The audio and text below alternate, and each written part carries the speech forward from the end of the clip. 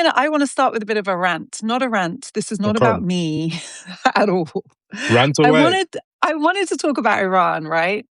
But before we talk about Iran, I just need to get something off my chest. I can't tell you the number of people who have DM'd me on social media in the snarkiest tone imaginable and I know you know what I'm going to say, Yeah. where's your voice on Iran? And I just want to unpick this because I think it's been happening to other people. First of all, when no one was talking about Iran, I was sending around petitions for protesters who were being threatened with execution, musicians, rappers, because of their protest against the regime. And nobody cared. It was hard to even get any of those letters published, even though we got big celebrity names signing them. You signed them, Jay Thirlwell signed them, Gary Lineker signed them. We got so much support and no one was interested, right? Mm-hmm. And we did that because we care about human rights and we speak up when we see people being oppressed, tyrannized, brutalized for standing up for what they believe in and their freedoms. Second of all, I hate it when people police what I do or don't say on social media. And I'm just going to say this because I've been needing to say it for a minute. I don't post on social media to perform. I don't do it to virtue signal that I'm on the right side. I post on social media because other people are silent and something that needs to have a light shone on it is going brutalized in the darkness, right? And when other people are scared that they don't want to post because they're not sure if it's going to get them in trouble, I will post.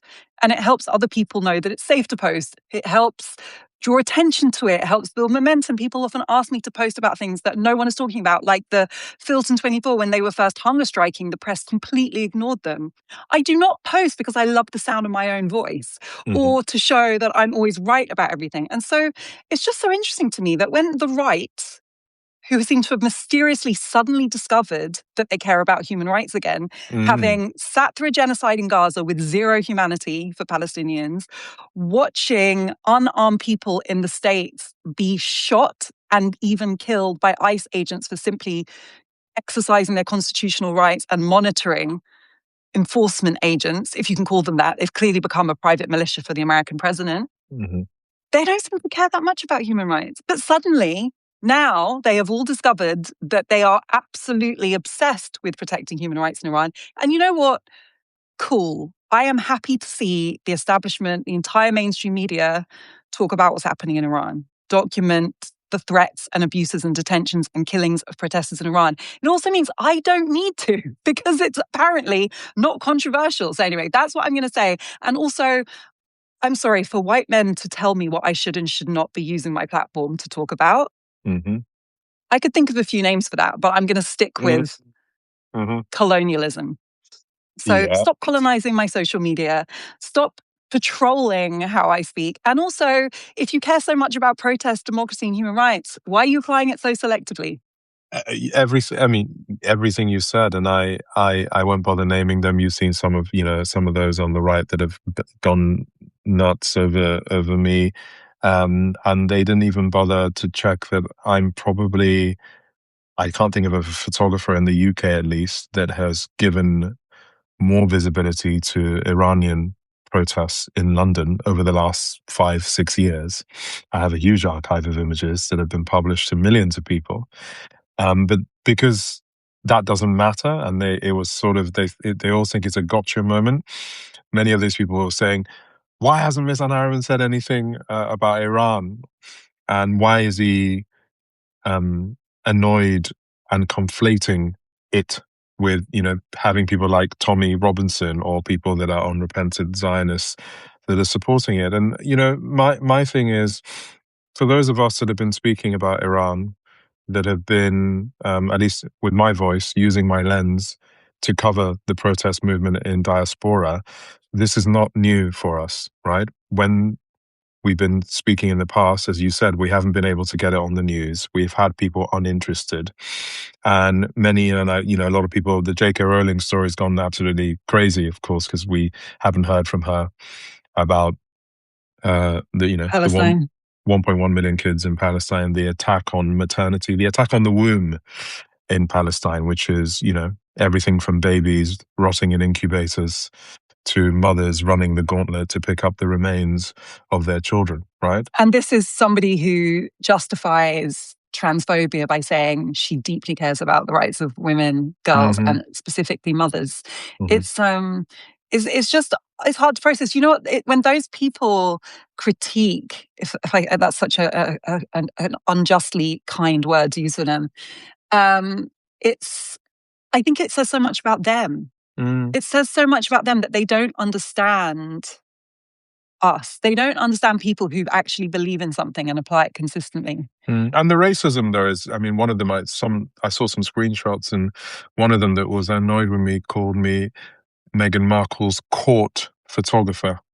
And I was just like, and it's a thing they do, right? So to reduce me to, I don't even know what is a court photographer.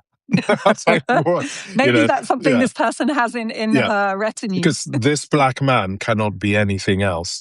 Forget any kind of achievement that I have done in my life. That you have to reduce us to something that it sounds farcical, whilst projecting your own apathy to the world.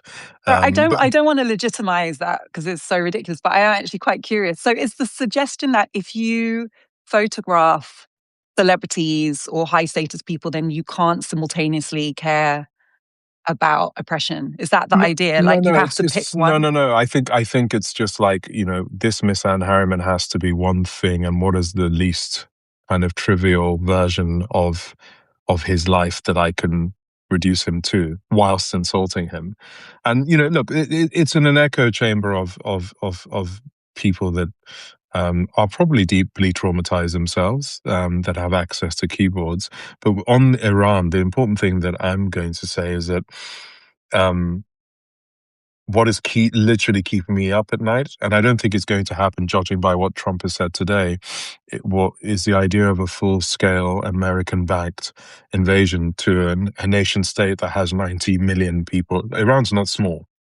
Yeah. Because if that happened, it would make the loss of life in Iraq look like child's play. And I guarantee you, the majority of the people that would die, right, would be innocent Iranian men, women, and children. And I'm just so terrified that Donald could be goaded into, for whatever reason, because he's so unpredictable, to actually green-lighting a proper full-scale Yeah, but this invasion is of the Iran. thing, isn't it? It's so many things that, in the past you would dismiss because it makes no sense. We can't be dismissive of because this regime is capable of anything. I mean, one thing I would say is that the more Trump threatens military action in disparate places, the less credibility it's going to have, because you can only start a war on so many fronts at one time. So we've currently got Venezuela and the Caribbean, we've got Greenland, and we've got Iran. America can't conduct a war in all those places at the same time. However, this is such an unpredictable time. And I mean, I think it's also worth saying about Iran, I don't actually think I know anyone who sides with the regime in Iran, who I've never thinks met that. one in my life.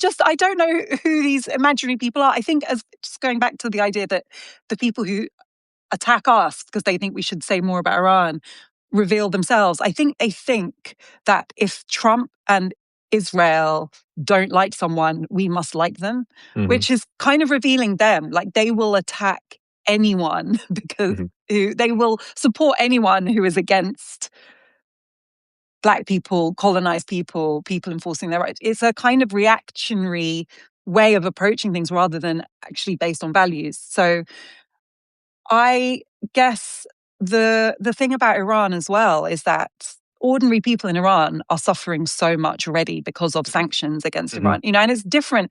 It's different to other sanctions regimes that are really disproportionately targeting the super rich and the elite. In Iran, ordinary people have been suffering catastrophically because of sanctions in Iran. I mean, the quality of life, their ability to buy ordinary basics of medicine and food, as has been well documented and well reported. And that's, of course, like the major reason that these protests keep happening. And it's also why it's so disappointing each time that the regime manages to keep its repression on top of people's demands for change. But it is weird to see people like Tommy Robinson or Nigel Farage who hate Muslims, who are fascists to their core, trying to masquerade suddenly as people deeply passionate about the rights of Iranians. Like it is real, Tommy Robinson really was surreal. accepted. Farage did a speech like he was some sort of Abrahamic, messianic figure. What's going on? Yeah, it's a I was weird really moment. surprised, and how they were embraced as well was really just something I didn't expect. But, this is a little bit like the conversation we had about Venezuela. You can acknowledge that a regime is brutal, illegitimate, tyrannical, human rights abusing, all these things, as the Maduro regime was in Venezuela, while also being deeply cynical and very concerned about the US and Israel, for example, threatening military action, because you can separate the legitimate cause of demanding change versus the extremely self-interested motivation for military action that is not about liberation, it's not about Mm-mm. justice, it's about securing interests for regimes that are Yeah, nakedly about their own economic yeah. self-interest. I mean, the good thing, as we said before about Trump, is that he doesn't pretend No, that he actually really cares about human rights and democracy in Venezuela. He cares about the oil. yeah. He doesn't really pretend that he cares about Iranians. He says a few things here and there, but we know that he's thinking about his interests in the Middle East. So in And a way, I I prefer mean, that. You know what you're dealing with. It's more transparent. what is probably the most restrictive nation state in the world would probably be North Korea, right? And I don't see people again from the West saying we must invade and emancipate these poor people, these poor North Koreans, from an supreme violent leader who has nuclear power. And that's, I think, the nuclear power is probably one of the big reasons why people don't, go as far as they probably would. But it's also picking who the West decides is suitable for this colonial point of view. China and what it's doing to the Uyghurs alone is a huge crime of humanity, right? What's happening in Myanmar? I mean, I can go on all day, right?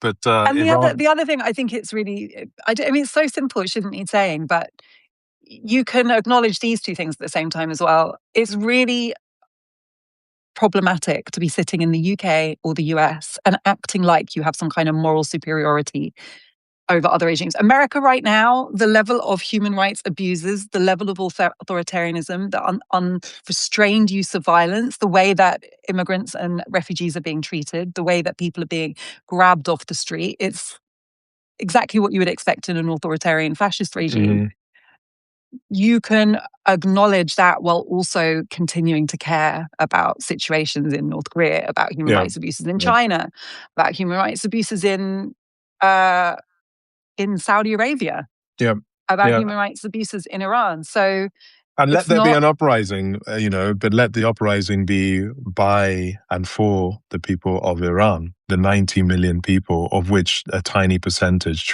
controls them, in the way that they shouldn't. Let their own emancipation and fate be in their own hands, and not countries that are 5,000 miles away. Do you feel that people in the Iranian diaspora, which obviously there are many, and they are, for obvious reasons, uniquely uh, mobilized against the regime. That's the reason they are not in Iran.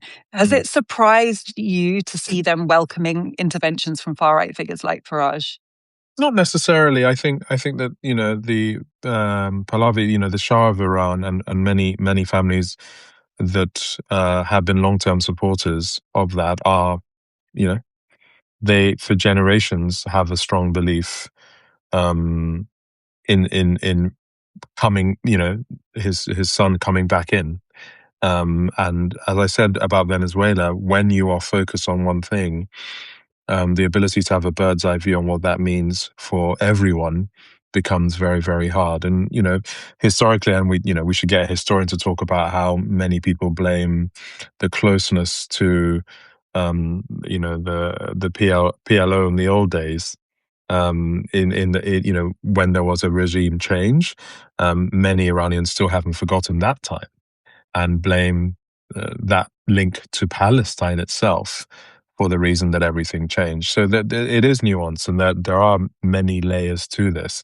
But in 2026, as we see it today, the idea that you're going to align yourself with white supremacists, racists, human beings, and movements who really have no time for you in the big scheme of things is showing the lack of critical thinking for a deeply When people traumatized show people. you who they are, Yeah. believe them. And look at what we're seeing in Venezuela. It's not regime change. It's just getting out Maduro. Like they've got rid of Maduro, and now it seems that the Trump administration is quite content to protect the status quo as long as it's working. So they don't care about what people in Venezuela want.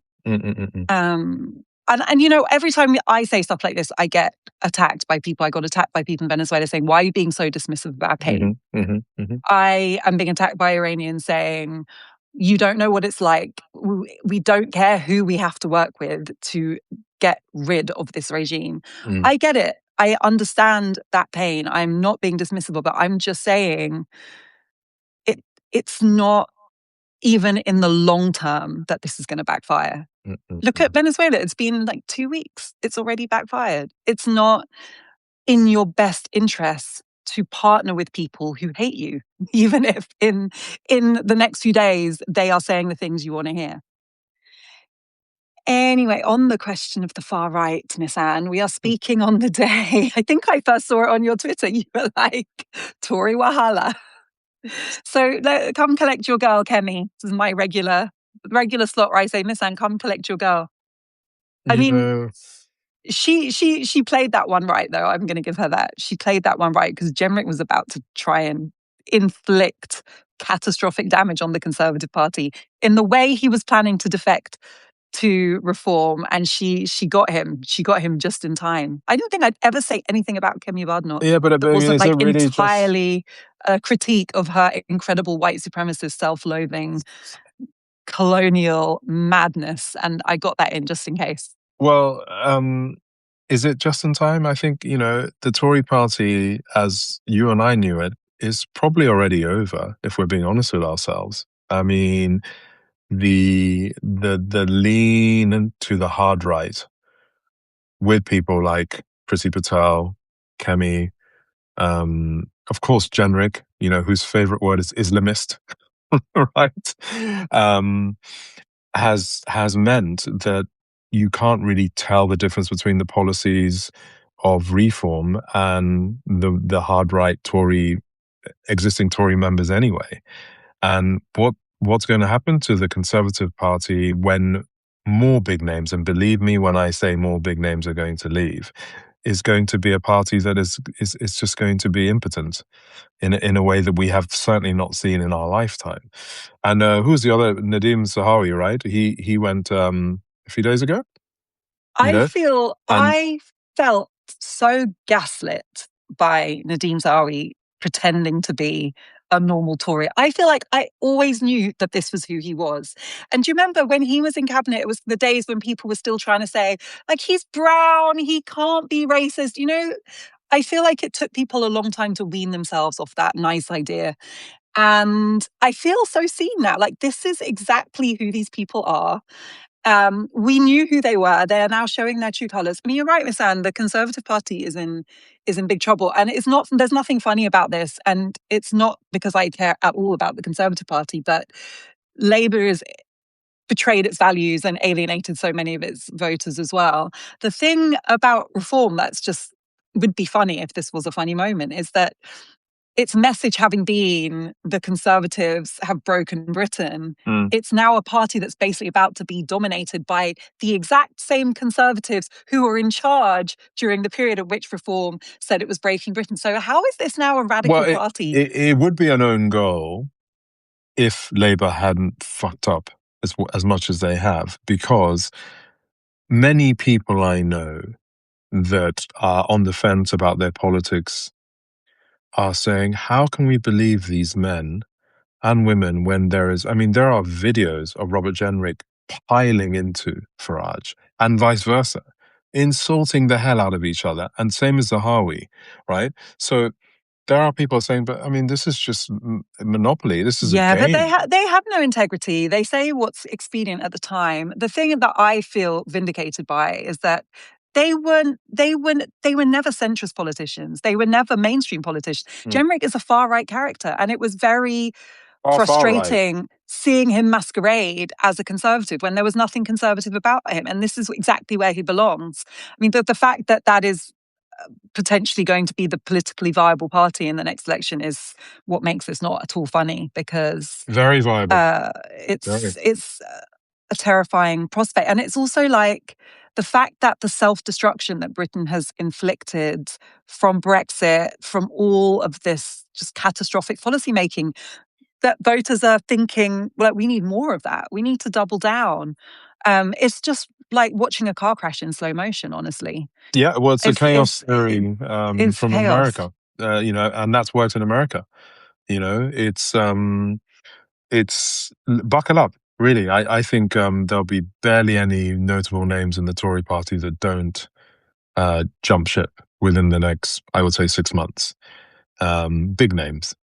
So what next? And what does Labour do? Does it take this as because they're not. I don't think because people are jumping from Tory to reform that it means Labour is actually in a stronger position, right? There's only one thing the Labour Party needs to do, Miss Anne. It's really very simple.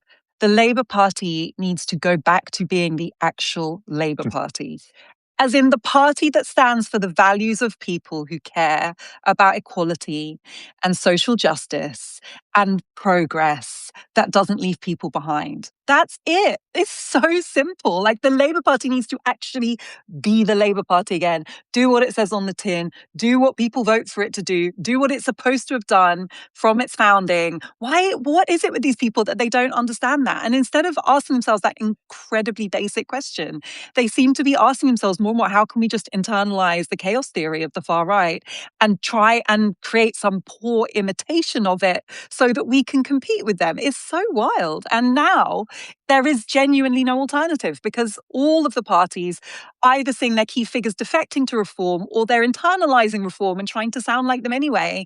So it's a time when Well, you're looking at what's you, on you offer and thinking nothing that well, I could well, ever believe in. well, with those two parties, but I have to say, Zach Polanski is doing some astonishing work at the moment.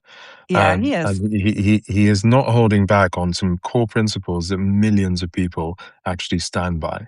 And, as a Jewish man as well, I just saw some of his responses to some of the Maccabi Tel Aviv stuff, and he's just got complete moral clarity. And He is people the are looking for alternative that. at the moment. I think my issue, I like Zach Polanski, and I think he's a complete breath of fresh air, honestly.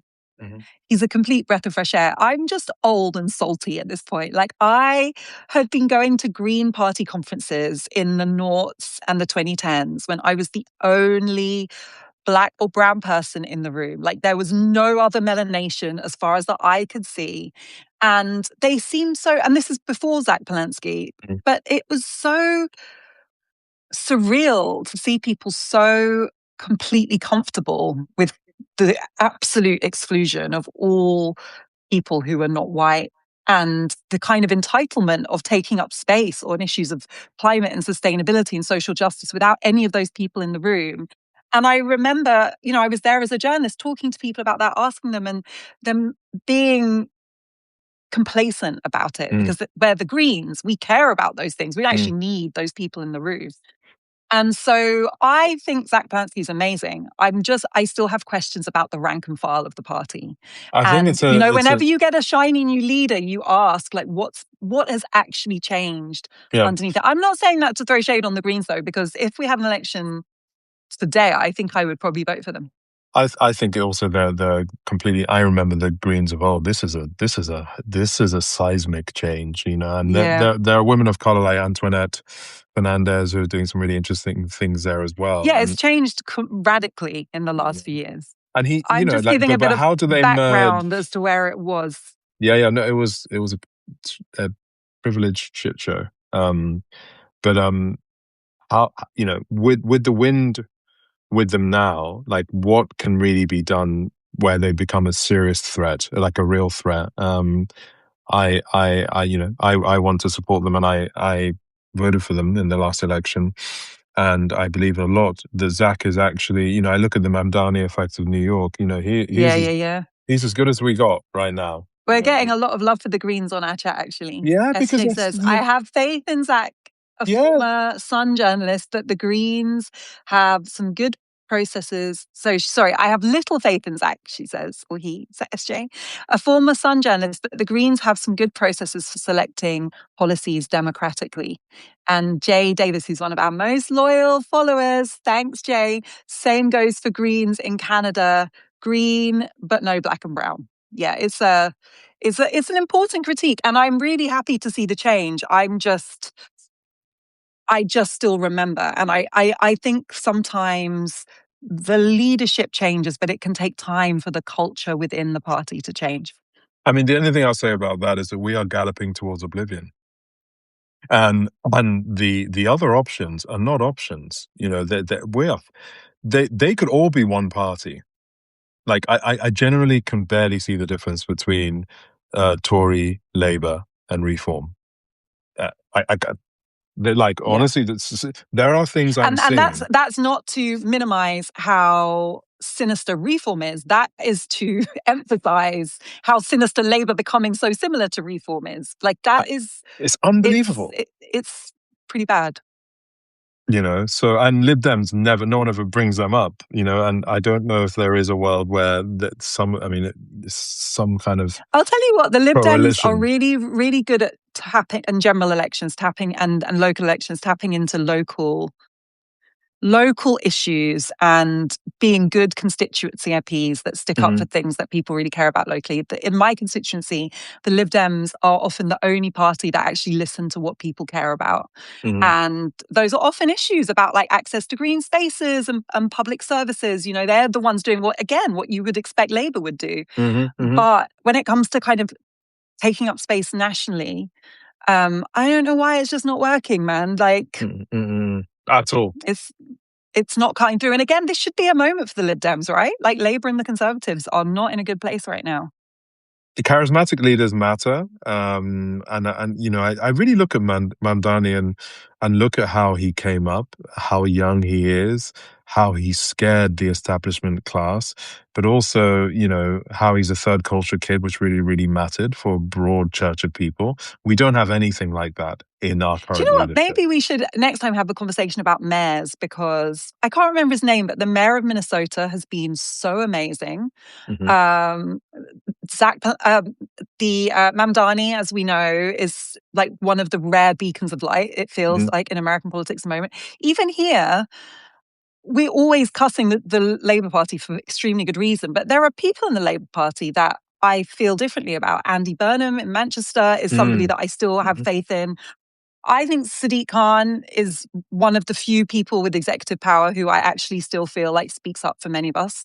I know a lot of people don't like him. I'm not sure why people dislike him so much. Like, he has often been the only person in leadership in the Labour Party saying the things that seem obvious. But it's almost like an era where national parties are failing so catastrophically that mayors are the ones who are doing what leaders are supposed to be elected to do. I don't know. I'm seeing that. I'm seeing that Labour it's has mess. a lot of amazing black women who have not been given cabinet roles. Pamela Haynes says Dawn Butler is amazing. We Oh, love sister, Dawn. I mean, Dee is There are some she's incredible black women in the Labour Party. Belle Rivera, I yeah, love. yeah, Florence Robin Shomala, yeah. is brilliant. Dawn, of course, like Diane. And again, Diane Abbott is an amazing example of how badly the Labour Party treats its black women who've been doing the work. And that's one of the things that makes me most angry with them. So, yeah, it's hard because when you kind of slate the Labour Party and say, like, I'm not going to vote for them and they've become irrelevant, it doesn't do justice to the people in the party that are still doing the work. And that's why we should be so angry with Keir, just in case we're ever in danger of letting an episode go by without saying we should be mad with Keir, because he makes it difficult for us to really do justice to the Are there any women? people Are there any black women in cabinet in the Labour Party? I don't think so. Pretty sure I would know if there were. No, not the women of color. The Home Secretary, right? Should be no, but I I'm not. can't. Let's not talk about her today. No, Is enough. but it's Not interesting, right? That today. the only black person in cabinet is David Lammy. So it's just Let's really, not really talk about him interesting. today either, Miss Anne. But, I can't. but yeah, but imagine if the black women that we had were able to do the thing that they can do, right? So if there is any hope, Yeah, but how it's not a coincidence. The black women that we know and believe in are not being given cabinet positions exactly because they would do the things that we need them to do. That's why they're left out in the cold. It's deliberate. So that's why it's not a coincidence, And if David Lammy was publicly doing some of the things I know he believes privately, he wouldn't be in cabinet either. So, people are making these calculations. Do I keep my integrity, stand up for what I believe in, like our sisters are doing, and know that I will not be rewarded with a cabinet promotion? Or do I sell out on my values, say what the leadership want to hear, get into power, only for us to say, well, what's the point of you? What is the Well, I mean, point of you, David? well, I mean, I saw this. The Classified have done some really amazing work on and I remember conservative friends of Russia, which I think has been disbanded now, and I can't think why. and obviously Labour friends of Israel, conservative friends of Israel has really come up, and it's really interesting because I was like, is that a Ghana friends of or Nigeria friends of Tory? Because if there That's not is, how this works, Miss Anne. That's no, not no, how but this works. well, there's 240 million Nigerians. Why, Right. why, But why shouldn't? And as a trade partner, as all sorts of things, like what that should be a massive group, right? So, see, and that's not how this works. We are not partners. We are colonial vassals. This is the mindset for extraction. We've never been seen as equal partners. And it's so instructive when you look at lobbying. And I really recommend everyone who's watching this to look at the investigative work that's been done on lobbying, because it is just so essential to understanding why our politics is so rotten. But those with enough money and influence and who are most organized, and if you study how the Israeli lobby works, it's mind blowing. They are funding people's political careers before they even win their first election. They are selecting strategically at the earliest stage who is going to become influential, and they're backing that person from the beginning, buying their loyalty to promoting Israel. That's what they do. Our people are doing that. And you know what? Like, I don't think anyone should be able to do that. That's not what what we sign up for in democracy. But it is just like one of so many distortions that the countries who do that, as you can see, we are essentially doing their business for them. Well, something isn't right because why hasn't been a panorama on this? Because I'm going to ask you a simple question because you know about this lobbying system in the UK far better than I do. Can you name me 5 countries that have immense influence, like Labour Friends of Israel, on this whole planet? Can you name me 5 countries that have that block, that have that influence within our political system on both sides of the fence? Because it's both Conservative and Labour. Are there even 5 countries? Please don't tell me it's just one country, because that's just there needs to be. There's a whole world out there, right? with There's a lot of the whole world. I mean, look, it's a complicated system. And one of the reasons that you need a lobby that spends that much money is because you don't naturally have influence. So the US doesn't need to spend no, money no, no, lobbying no. the Yeah, of UK, course. because it's built into our politics that we suck up to the US and depend on them. That's the point also of alliances. That's why NATO is supposed to ensure that America doesn't declare war on Denmark. That's kind of the point of NATO. That was the point of the EU, right? It guarantees access and influence for all the EU member states on the understanding that there are mutual, interlocking, reciprocal interests. So when you disband those kind of relationships, then you create those vacuums into which money can pour. And this is the thing. I mean, Israel is a real outlier because it disproportionately uses these lobby groups, interest groups, and they're not just organizations that pay for people's campaigns. It's the legal lobbies. It's so many. It manifests in so many different ways.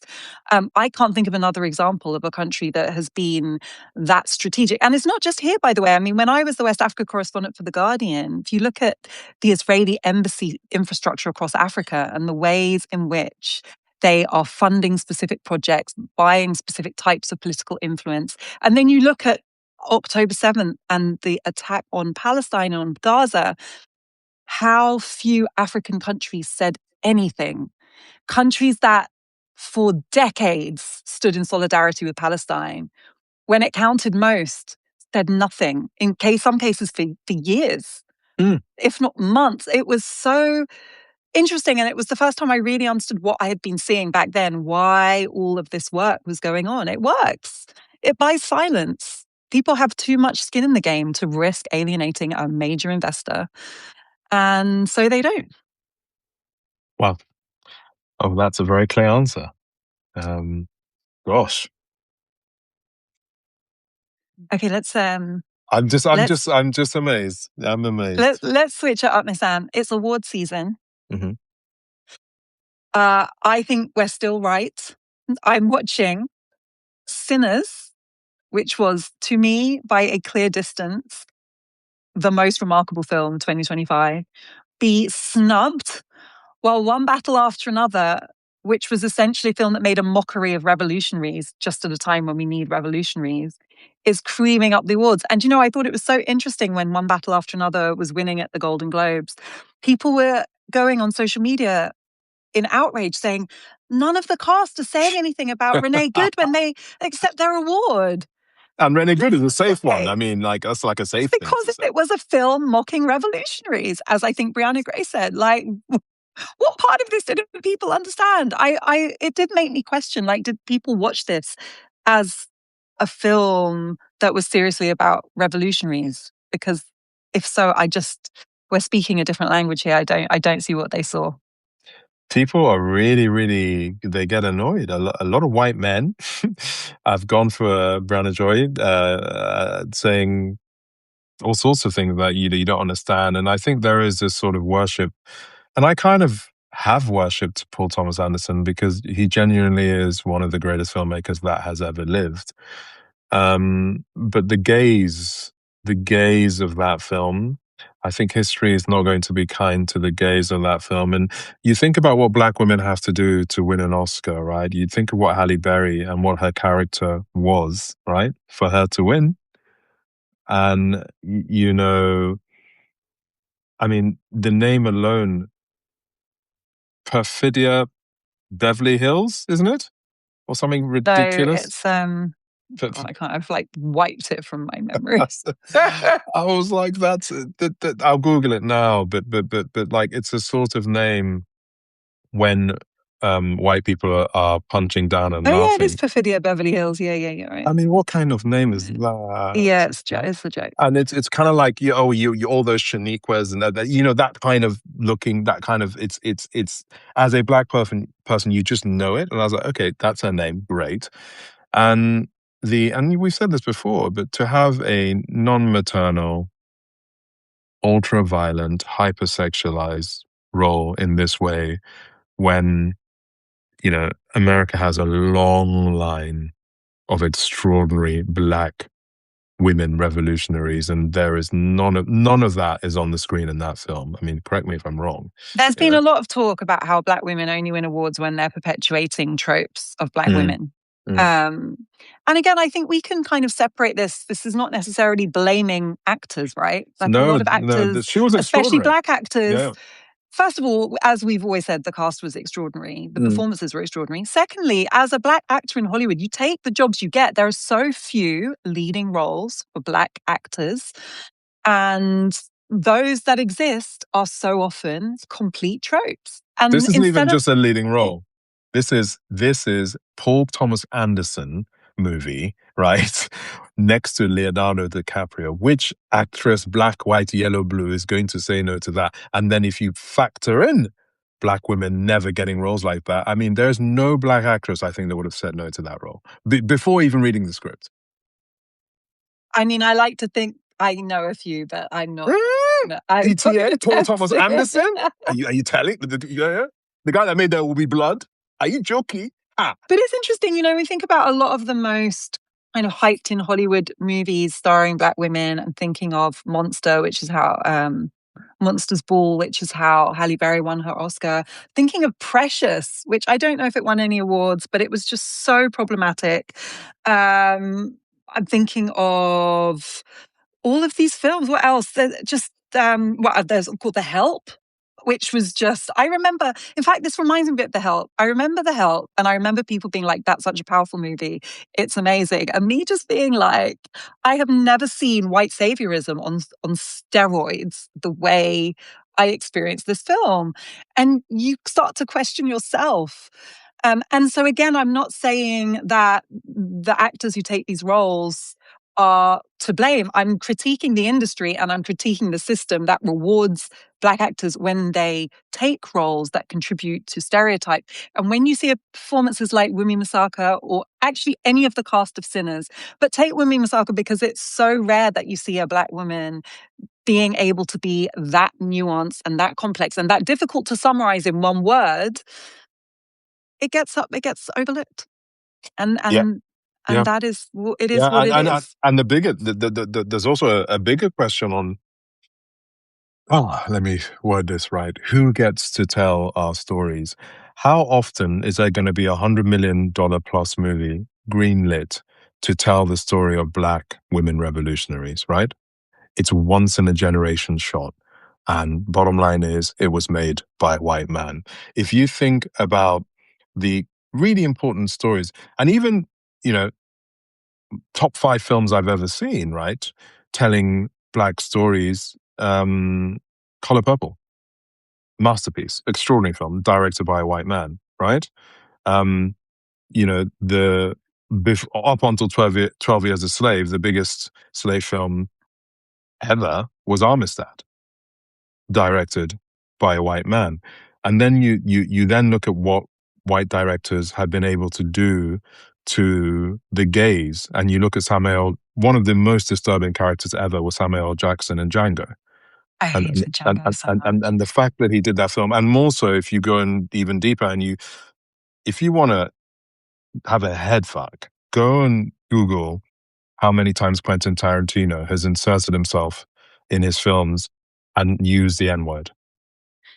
I It's I really I really disturbing. struggle with Tarantino, and it's just like one of those things that sometimes I don't tell people because it's not it's a difficult experience to have because everybody loves Tarantino, but I found Django actually is a little bit like One Battle After Another, just so difficult to watch. Jay Davis has just reminded me, which I actually forgot, that Out of Africa won over The Color Purple. Oh my God. Why do we even have any expectation that these awards should reward the films that deserve it? And Out of Africa, I mean, there might be people watching who are like too young to watch that film. I actually made not a whole documentary, but there's a whole segment in a documentary I made about Out of Africa because it's kind of ground zero for so many of the most racist stereotypes about the African continent. The kind of like blank canvas landscape with the sun rising over the savannah, the perfect backdrop for white adventure and romance. Enter Robert Redford and Meryl Streep. And listen, again, cinematically, I get why people love Just it, but yeah, it's yeah. like, it's how do you tell a story about Africa without any Africans? How do you tell a story about revolution without any actual revolutionaries? Like it's Mhm. so, and that would be one thing, right? And people should tell whatever stories they want. Like I'm not interested in policing creativity, but isn't it fascinating that there are no stories with that budget and platform profile that actually tell a story about Africa that are about Africans, I that know. tell a story about Black revolutionaries that are about Black revolutionaries. Like those stories don't get told. They don't get funded. They don't get promoted or platformed or rewarded. And that's why it's so irritating to see these films getting celebrated. And the one thing I also want to say, because I'm actually really embarrassed that I hadn't really heard of Jay Pence. Do you know about him? Yes, because Pence Media, David Velasco, who was the editor of Art Forum, who got fired for signing a letter about the genocide, wrote an amazing article 2 weeks ago speaking about getting fired by Mr. Penske, who also I will owns read our that. forum. So Yes. that's the thing. So he owns so many things, but he crucially owns Rolling Stone, Variety, and Billboard, and now co-owns the Golden Globe. So here you have basically one white male billionaire who is controlling the entire narrative about what films are getting platformed, celebrated, and literally winning awards. And it's so interesting because you kind of get the vibe that you have these like few powerful figures that are controlling the story, but when you realize it's literal, there's literally one guy owning all of these outlets. And the Golden Globes has always actually been pretty problematic, but it used to be like a group of problematic people. And now it's like literally a couple of billionaires. And, again, it's like, now that I know and understand that, it really helps me manage my expectations and also understand why this is happening. It's not a Yeah. meritocracy. It's not about No, value. no. It's not about impact. It's not And even it's not about about art. It's quality. I about mean, something else. I was really hoping Nigerian film, British Nigerian film, My Father's Shadow, was going to, you know, make it really for best international film in the Academy representing Britain. And it was good that Britain picked that film. It didn't. But what kind of blew my head is that the BAFTA nominations just came out. And how can the film that this nation pick to It's represent not this nominated for a nation? BAFTA. And it was nominated for Best Newcomer. That's not good enough. It was not nominated for Best Film. And I'm like, but you picked this film to represent the country. How? Wow. And I was like, BAFTA Haba now. I haven't You actually know, seen it yet. I think Akinola it Davis is is. amazing. It's And out of this everybody I world. know who's seen it says that, but I haven't seen it and I'm looking forward to. And you never guess what films were nominated, right? That's the films we're talking about. So it's like, when you see a generational talent come out like Akinola Davis, I really thought this film would sweep at the BAFTAs. Oscars is a different thing because you need 30, 40 million to even have a fighting chance. But BAFTA, I was like, this, and I swear are going to sweep. And I was just like, Habba. So let's push this to its logical conclusion. What happens if the gap between what people value and what the industry is recognizing continues to grow so that the films that really are reaching people and shifting culture and kind of showing where art and creativity is get completely ignored and the big juggernauts that often do the most problematic things continue to win? Like, is there a point at which people just lose Yeah, it's interest, happening. completely lose faith? It's getting these things are getting far less relevant, just like the movie star is. Another example is Palestine 36. Yeah, That I think that had up to 10 to 11 categories for the BAFTAs. yeah. Not one. And it is mainly British cast, people like Jeremy Irons in it as well. And I was like, have you seen it? I haven't seen it yet. I mean, I know. Also, a film that everyone I know is talking about. Yeah. So I think, but someone told me that Denzel Washington has never won a BAFTA, so I have to Yeah, triple I mean check that. there are some things like that where you hear about somebody who it just makes no sense that they've But been overlooked. Denzel, I hope I'm wrong. I hope I'm wrong. People should Yeah, well, correct me I love online. Denzel, but I really, really want to just like have a word with Spike about what is it called, Miss Anne? Uh Up or Down, what's it called? Sorry, that the film that came out last year. You know what it's called. Say it to me. I haven't seen it too. I haven't seen. I Oh, don't know what you're God. talking about. You lying. You're trying to save yourself. Why? Have you got a project with Spike? You don't want to get in his bad books. Out with it. Hey, I'm. I misforgot that film. You're talking to a journalist, Miss Anne. It's not going to work. I think I might check it out one of these days. I'm not sure I've seen. You really haven't seen Highest to Lowest. Highest to Lowest. Highest to Lowest. I've seen it. Highest to Lowest. Uh, I will never get that 2 hours back, and maybe I should just leave it. You know what? I what can I say? I think Denzel is like one of the greatest actors of my lifetime, and I cannot understand what happened in that film. Genuinely. And like Spike's made some films that I did not like before. Like I hated Chirac so much.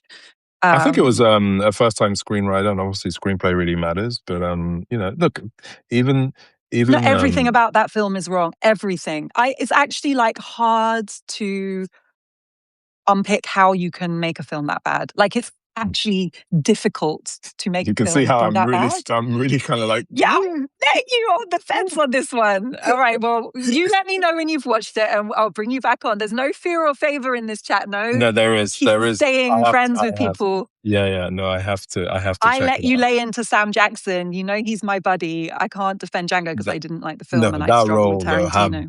that role, Jesus, and it's, but the other interesting thing that's going on in America, I don't know if you've seen it, a lot of, and I'm really quite proud of this new generation of people that are just calling out black faces that are in high places. That don't speak for the communities. And, like Van Jones, for example, a lot of people they're done with him Yeah, after he did that joke about Palestinian kids. And yeah.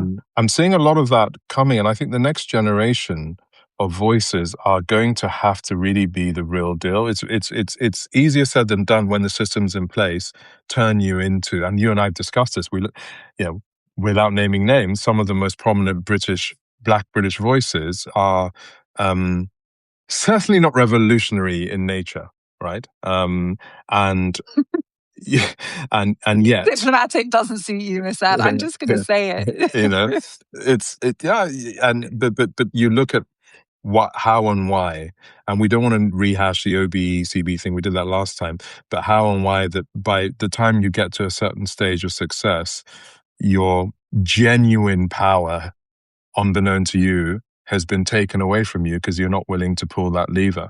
And I think America is really beginning to see it in a way that it's a generational shift. And that can only be a good thing.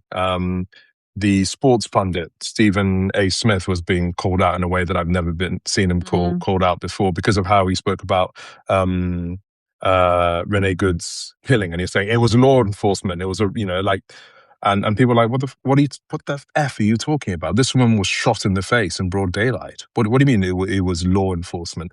And when you have some of the most prominent Black voices, and Isaac Hayes' son is doing a really, really good job in calling some of this madness out. I don't know if you know him, but you should check out some of the things that he's saying. And he's trying Okay. to build his own social media platform. So it's interesting just to see, we're not just our I mean, the two idols. words that spring to my mind, Nicki Minaj. Like the idea that you can just sit back while people who have fed on Black culture weaponize their platform to destroy Black and brown people. Like that day is gone. And that's what I mean. We're talking about Nadim Zahawi, the gap, the distance we traveled from a time where I remember having to have arguments with people that somebody who was Iraqi heritage, Mm-hmm. who was a conservative, who was supporting overtly racist and unjust policies, Mm-hmm. like you could be from that background and be just as much of a problem. In fact, more of a problem really than a white conservative, because those conservatives are going to be using you to say the stuff even they can't say. Now Fully. he's gone to reform and we can all agree on who he is. But there was a time when, it was difficult for people. Even Kemi, listen, your people, Miss Anne, they wanted to be proud at first. They wanted to celebrate that there was a Nigerian woman as the She's not Niger. shadow. Niger has not accepted They her. No, no, wanted, lie, they lie. were. Mm-mm. I have God receipts. forbid. God forbid. Have receipts. My WhatsApp groups, Nigerians were piping out, I think we should celebrate, but she's a role model now for young Nigerian. Just saying. Like they're not saying that now. And you know what actually is interesting is what made them switch on her. Sorry, guys, but this is true. It wasn't the way she was talking about refugees. It wasn't the way she was talking about critical race theory and coming after writers like me who write about race and identity. It was when she switched on Nigeria and started saying There we go. that coming to Britain was the best thing that ever happened to her because basically Nigeria is a shithole country. That's when she lost Nigerians in Britain. They were like, okay, you know what? Not all skin folk are kinfolk. But Mm. until that point, they were trying to cling on to some idea that this was like a proud moment. It doesn't really matter what her politics are. It's the fact that But she's that's the achieved so same much. thing as Iran and Venezuela. It's the same thread, right? The individualism of our lived experience, right, can make us have very, very binary views and things. And on the note of Nigeria, what the hell is going on with visas being cancelled everywhere? Yeah, so I mean, there a lot of countries are in the same boat. What was it? 50 countries were told that visa processing to the US would be suspended. So I'm not a big football fan, but the first question that came to my mind was The like, World how Cup, yeah. the hell is the US going to host the World Cup when it has now made it impossible for most of the countries participating in the World Cup to actually buy tickets and watch the match? Like, my understanding of the World Cup, not an expert, is that it involves people from the world coming to watch their teams play football, right? So I'm a little confused as to how that's going to work, genuinely. And like I live in LA part of the year usually. They've been building for the World Cup. They've been building new underground public transport lines. They've been building roads, like they've been building stadia. They were actually taking this World Cup thing seriously. I'm not understanding how it can My sister, the happen. Mad King, is going to sit there with his hamburger and Coke and his acolytes, and honestly, they'll just forge ahead. This is so crazy that, and not just the World Cup, tourism. I don't know Gone, anyone that's planning a gone. holiday. And when No this one wants to hits, go to America right now. when it hits the economy in the way that I know it will, right? Honestly, the combination of no one is planning a holiday, like no one. Disneyland, no thank you. We'll find somewhere in Italy, find somewhere in France. We'll go to Morocco, wherever it is. But that's going to hurt so hard. So many businesses, small, and it will hurt the small businesses most, right? Are going to go, so many vendors, it's over. And you're going to have to do a lot to win back the trust of the type of people that always thought it was a safe, I want to go to see the Statue of Liberty. No. So let's see what happens. So Jay Davis has just pointed out, which is a good point, that it's immigrant visas, not tourist visas, that have been suspended. So that is technically, if you want to go and watch a football game, you can still get a visa. But, and I say this as somebody who has had numerous US visas, the climate of fear around visa processing knows no boundaries. Because once you have a hostile environment towards people based on the entire country from which they come, it's a deterrent. Like, nobody wants to go and be in a visa queue in a US embassy for fun when they know that people from their country are banned from immigrant visas, when they know that people from their country are being detained at the border, sometimes by ICE, and put into immigration holding facilities and deported without access to a judge. That's not a fun trip. This is fun. The World Yeah. Cup is fun. It's supposed to be fun. People are being asked to spend a lot of money at a time where there's a cost of living crisis to buy flights and use it as a holiday and go and book accommodation to go and celebrate their country playing a football match. That is not fun if you're scared. And the problem with this policy is it is a reminder at a time, and I don't think we even needed one, that America is not a safe place to go, especially if you're from Africa, the Caribbean, Asia, the Middle East. All of these continents have seen so many of their countries put on this banned list. And we know the ideology underneath it, because what did Trump tell people from these countries he thought they were last time? Shithole countries. Like, it's not nice. It's not nice. Before we go, I just want to give a shout out. Well, actually, it's a bit complicated, but I wanted to just talk about Autistic Barbie, Miss Anne, because What? Autistic Barbie. You haven't read my Substack this week, Miss Anne. No. Did you miss this story? Yes. Your algorithm, is not the same as mine. It's all over my algorithm. What? So Mattel released Autistic Barbie. Autistic Barbie. Check out the piece I wrote on Substack. You'll see pictures of Autistic Barbie and my take on it. Autistic Barbie has headphones on. She gazes slightly to the side to avoid direct eye contact. She has joints that move easily for hand flapping or repetitive movements, which people in the neurodivergence world called stimming. Hmm. She's wearing loose fitting clothes that are comfortable because people who are neurodivergent often super sensitive to fabrics and how comfortable they feel in their clothes.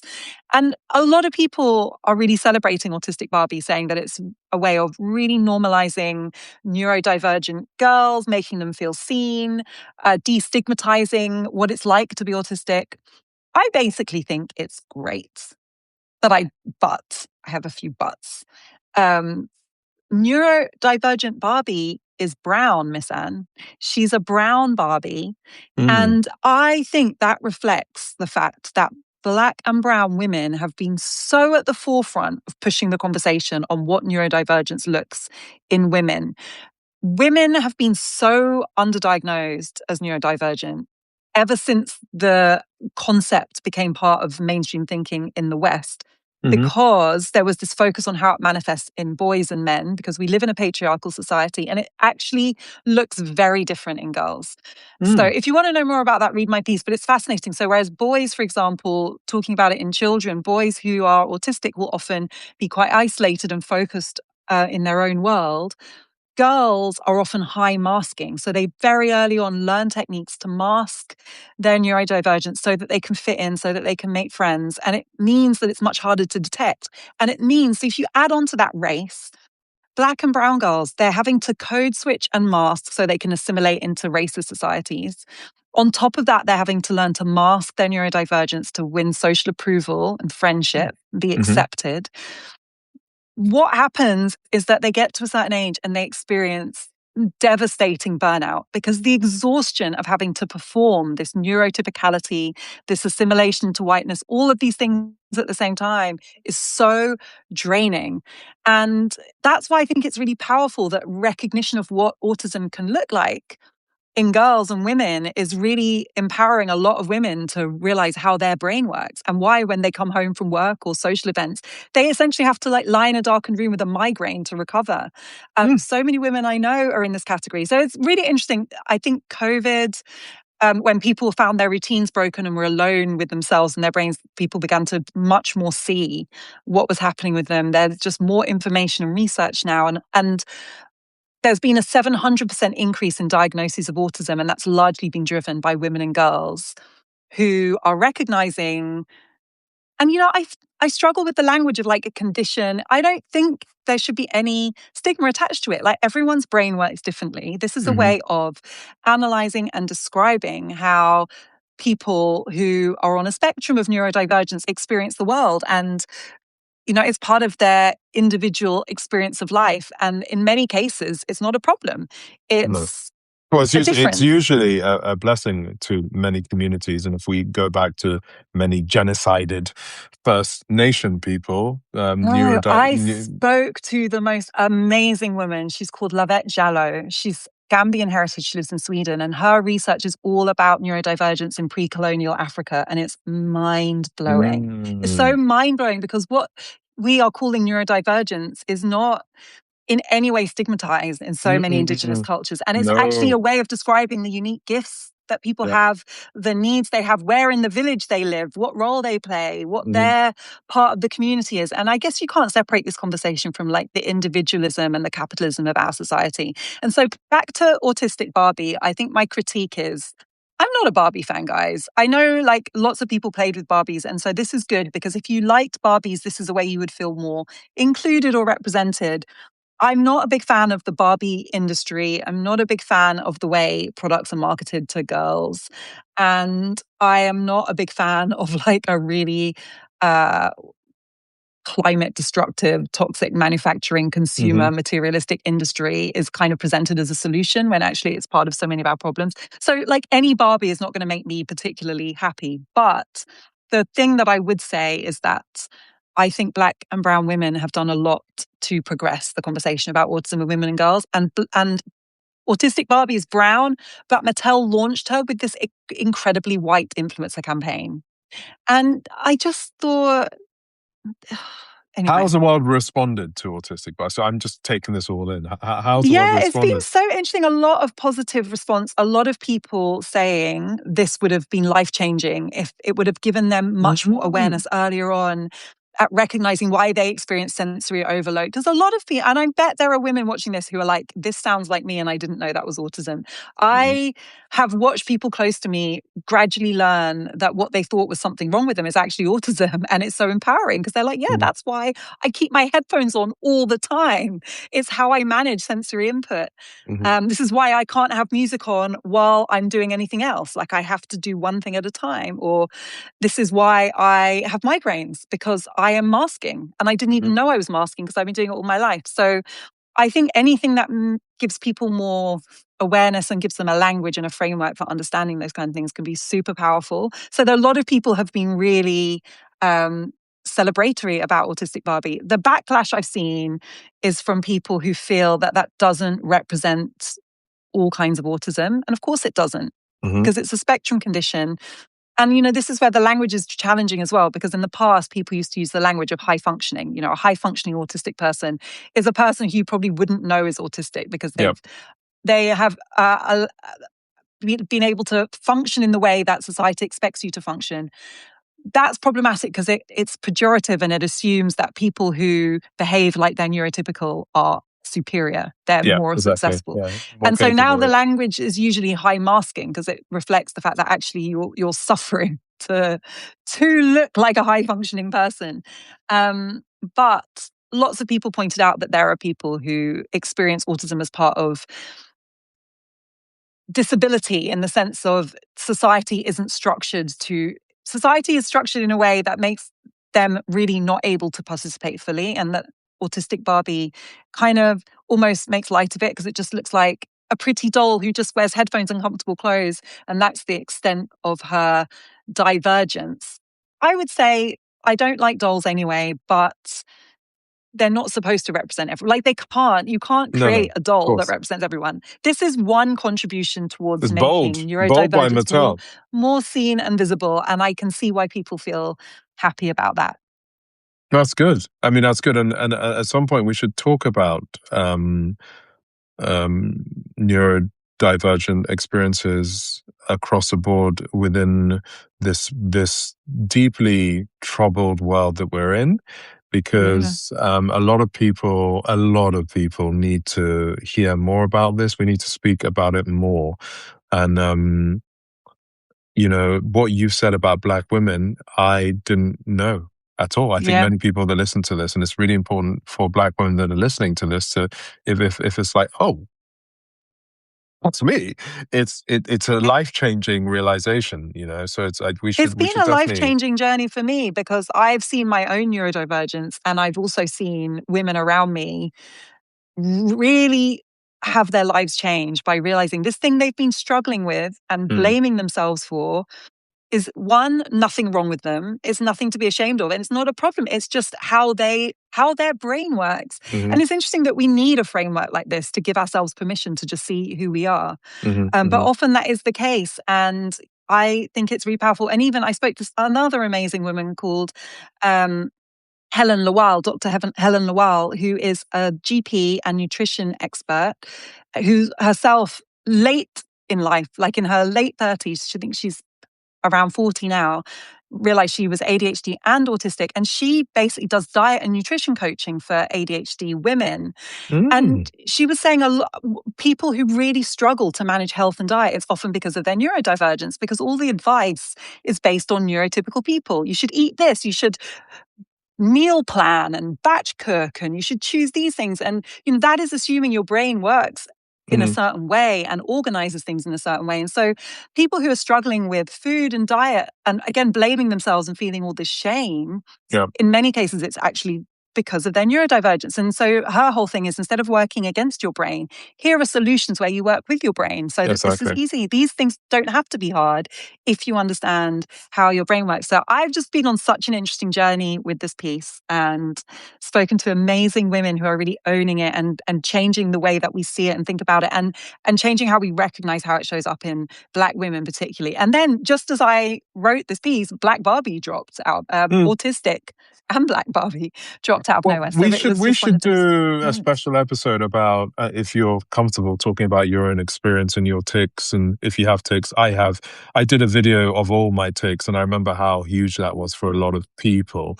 And I think, again, I'm sure many black men, because culturally we run away from a lot of these things. Yeah. And then with patriarchy, you're supposed to be this sort of perfect being, right? That doesn't ever have Yeah. anything wrong with Yeah. you.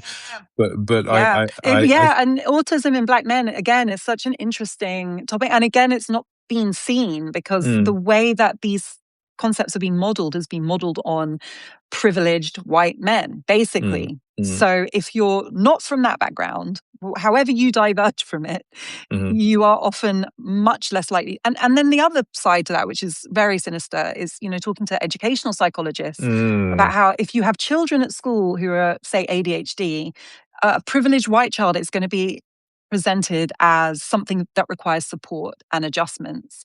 A black child is going to get excluded. He's difficult, mm. he's disruptive. And they're not offered supports or solutions.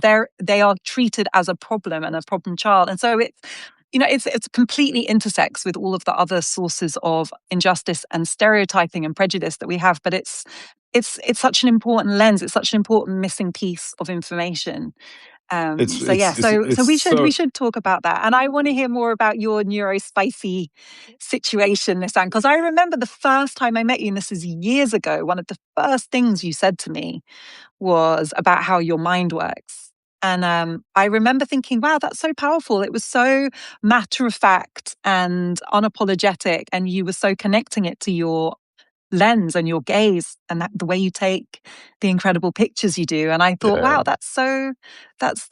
that's pretty cool. Yeah, yeah, and people, we just need to know that we're not alone. Something triggered me just now that you said about school, and